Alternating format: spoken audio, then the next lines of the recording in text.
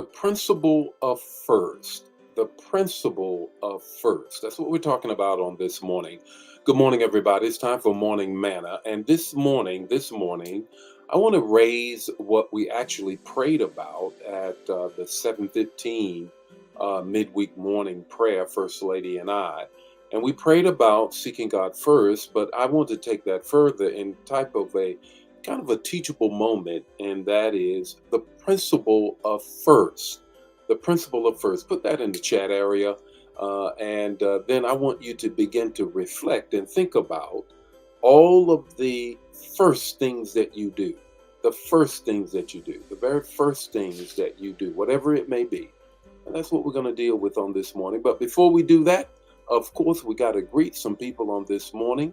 It's such a wonderful morning it is. And so let's greet some folk this morning. Good morning, Deacon Joe. How are you on this morning? Ella, how are you on this morning? Liz, how are you on this morning? Dawn, how are you on this morning? What a wonderful morning it is. And this morning we're talking about the principle of first, the principle of first. And I think it's going to bless you. I know it's going to bless you when you grab a hold of, grab a hold of that particular principle. The text to talk, the takeaway, 5 minutes or less, as you already know, what we're going to go over on this morning. And that is the principle of first. Some may even call it first mentioning. But nevertheless, I want to share that with you so that you can grab a hold of what God will do and can do in your life. Prayed about this morning in the 7:15 midweek morning prayer. I'd encourage you to get it. I encourage you to get it so that you can grab a hold of the principle of first. Good morning, Brenda. Regina, how are you? Brenda, how are you on this morning? What a great morning it is. A wonderful morning. Good morning, Elder Mobley. How are you on this morning? Jewel, how are you all on this morning? And of course, that's what we're talking about. I want to dive right into it right now. And that is the principle of first. The principle of first. You know, there are some axioms and truths, if you will.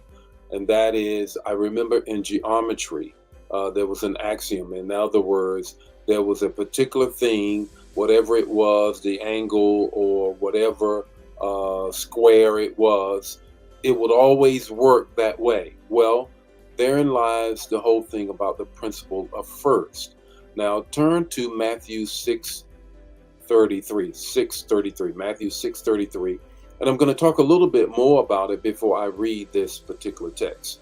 In Matthew 6:33, Jesus has gone through a litany of things that people are concerned about and worried about. He's gone through that list, and then he's made a comparison in the creation of God. He talks about those things that grow from the earth, the lilies of the valley. He talks about the animals, and he says to them, the birds of the air. And he says, in the whole understanding of God's creation, you are the prince, you are the crown of his creation. Therefore, you're at the top of the blessing, what can I say, the top of the blessing pyramid, if you will. And he says, you're better than all of those things. So don't worry about those things. What you do is the principle of first. The principle of first says this. Let's read it. Seek ye first the kingdom of heaven and his righteousness, and all these other things will be added unto you.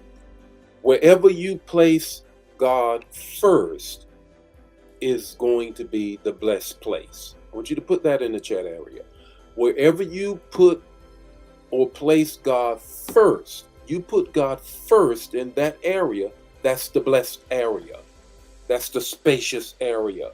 That's the area God is going to get in there and do something. First, family.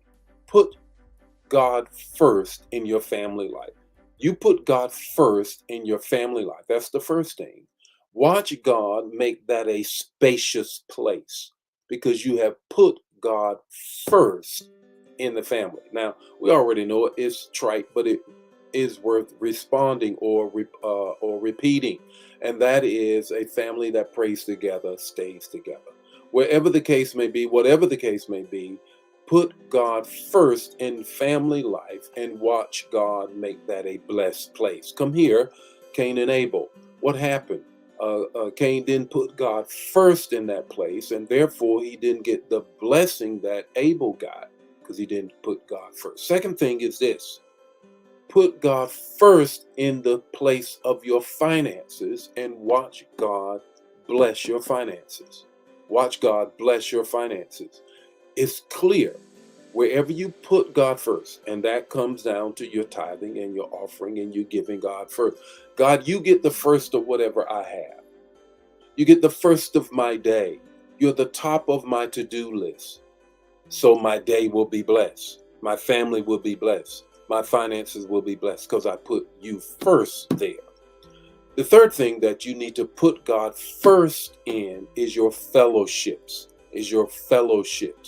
So often we have relationships that really are not conducive for our spiritual growth. Now, I'm not suggesting that you make yourself a monk and you only have relationships that are in the church. I'm simply saying, though, the relationships that you give influence into your life, that's the relationship or the fellowship in which you put God first. Put God first in your family life. Put God first in your finances. Put God first in your fellowships, and you will see the spacious place of God blessing. Jesus already said it in Matthew 6:33. Seek ye first the kingdom of, and all the other stuff will be added unto you. What's your takeaway this morning? Your takeaway is this: it matters who gets your first. It matters who gets your first. The Lord be with you today. His face shine upon you and give you peace. Bless somebody else. Share the manna. Don't keep it to yourself. I'll see you tomorrow morning with more morning manna. And I got a word for you tonight on our walk through the Bible. And we are dealing with the prophets. We're still in the book of the prophets. We're going to deal with Zephaniah. We're going to deal with Malachi and Haggai. That's what we're teaching tonight. God bless you. See you tonight.